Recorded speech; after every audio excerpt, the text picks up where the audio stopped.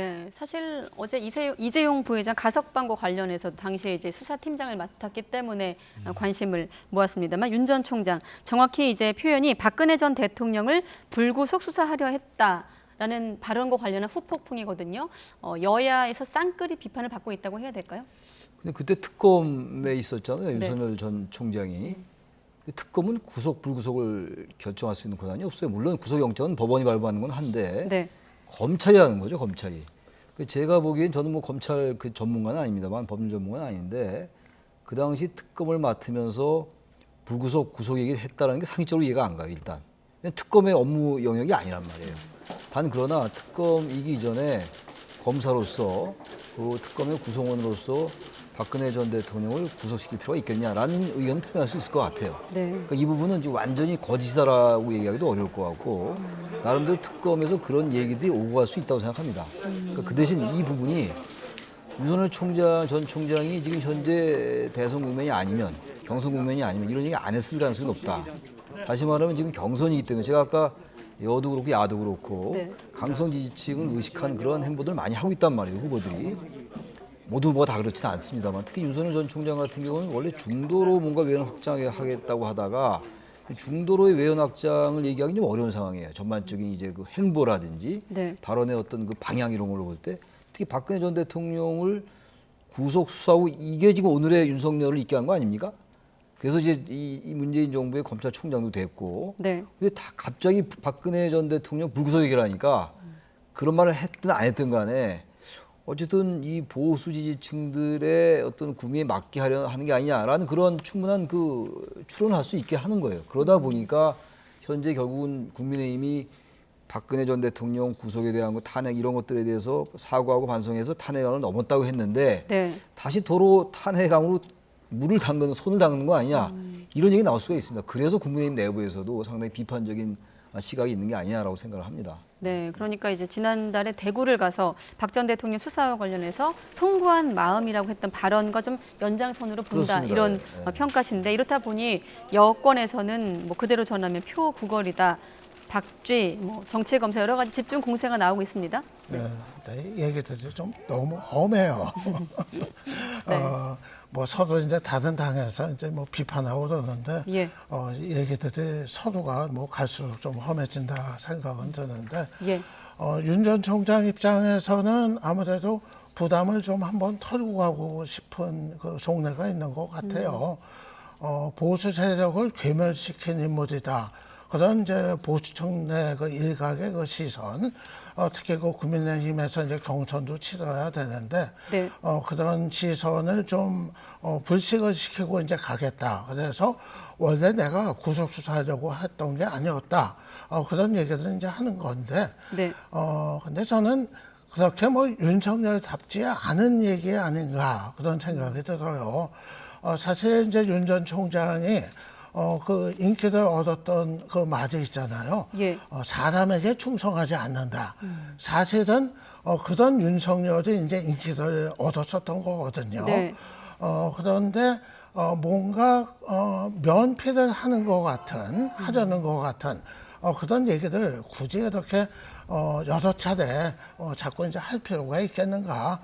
적어도 오히려 그때 나의 행동, 내가 했던 수사는 정당했다. 오히려 그런 모습을 보이고 그 다음에 다른 그런 보수 지지층을 또 이렇게 껴안을 수 있는 다른 얘기를 하는 게 더 좀 맞고 어울리는 거 아닌가 그런 생각은 듭니다. 네, 이 같은 연이은 행보들이 어떻습니까? 말씀하신 걸 좀 들어보면 중도층의 이탈을 좀 불러올 수도 있다 이렇게 들리기도 하는데요. 예, 지금 국민의힘 입장에서는 자꾸 박근혜라는 이름이 이 후보 저 후보 뭐 최재형 그 전 원장도 또 그 박정희 전 대통령 생각해서 그 얘기 꺼내지 않았습니까? 사면 얘기. 자꾸 이 박근혜라는 이름을 입에 담는 거가 국민의힘으로서는 별로 그 좋을 게 없어요. 지난번에 이준석 대표가 대구에 가가지고 박근혜 그 탄핵의 강을 건넜다. 네. 이런 얘기까지 하고 그런 평가를 받았는데 자꾸 후보들이 예비 후보들이 박근혜라는 이름을 자꾸 입에 담으면서 그것을 통해서 뭔가 또 돌파구를 찾으려는 이런 모습을 보이는 게 글쎄 후보들 그 개인 입장에서는 어떨지 모르겠습니다만은 국민의힘 전체로서는 애써 걷는 탄핵의 강을 다시 또 되돌릴 수 있는 이런 모습이 될 수 있기 때문에 이게 뭐 개별 후보 차원을 넘어서 예. 국민의힘 전체로 봐서도 중도 확장성을 기하는데 별 도움은 되지 않을 거다. 그렇게 봅니다. 네, 그렇다면 이 원희룡 지사 같은 다른 주자들도 어떤 경우에도 과거로 돌아가서는 안 된다. 말씀하신 탄핵의 강, 회기 우려에 대한 어떤 언급들도 나오고 있습니다.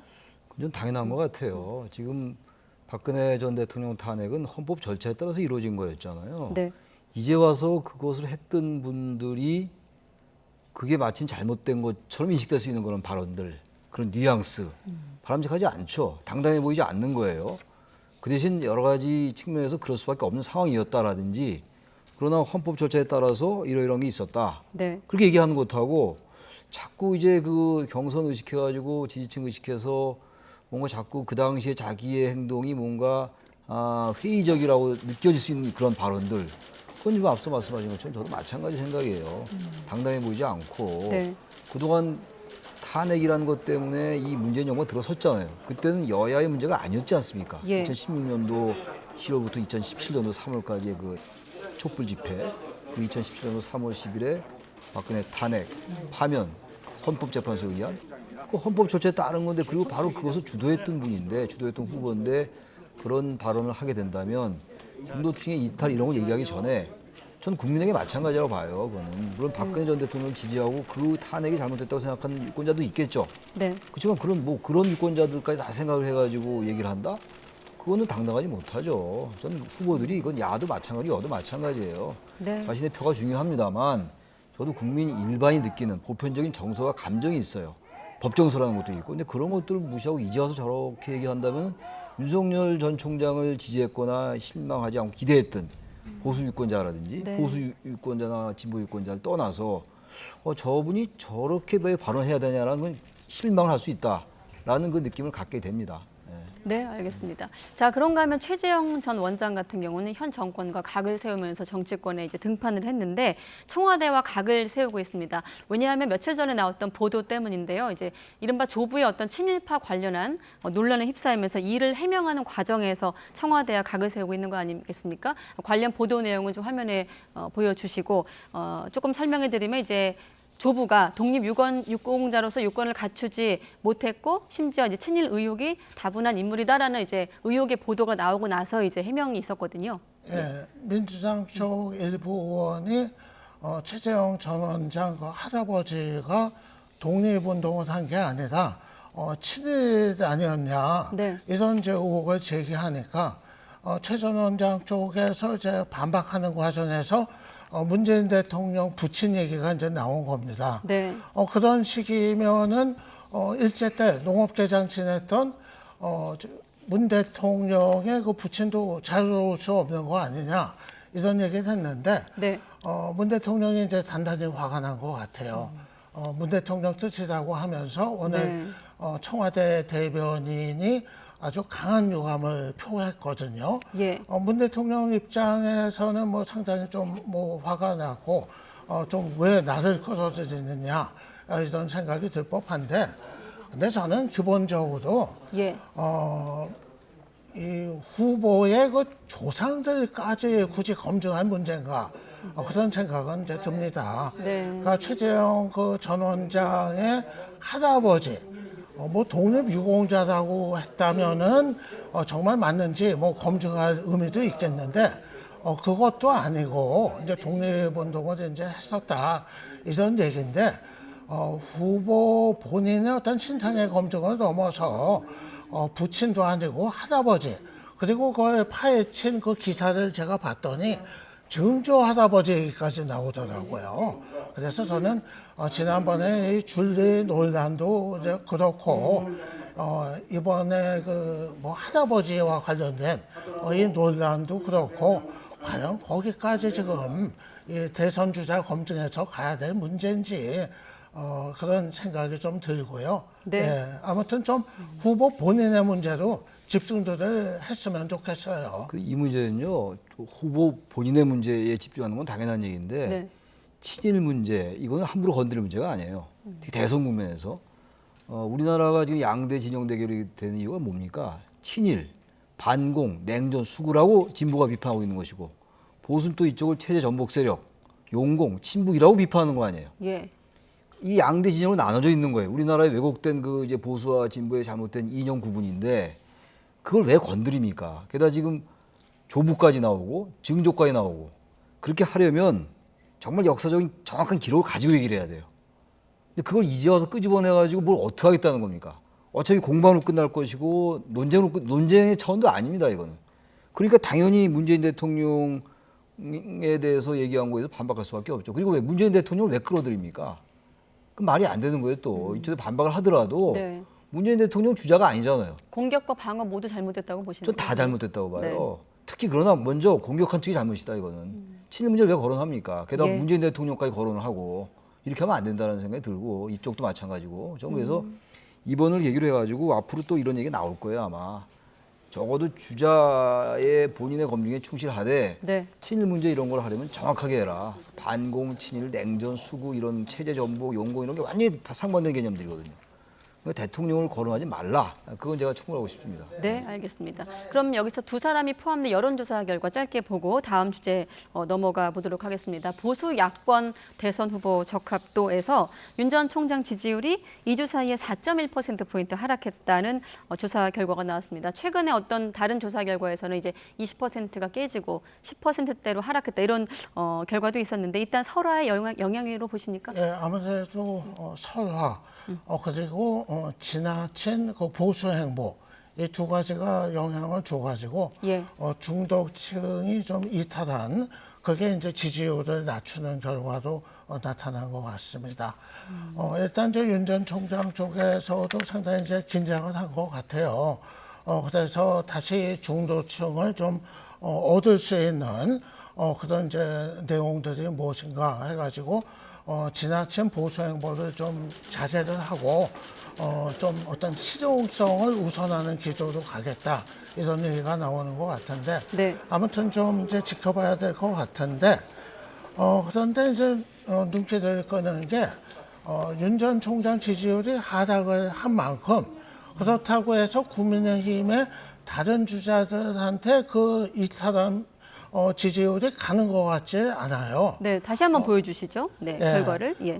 그래서 지금 사실은 지금 국민의힘이 외부에서 입당한 윤석열, 최재형 그 두 주자가 기대만큼 그렇게 확장성을 보여주지 못하면서 고전하는 분위기로 가고 있단 말입니다. 예.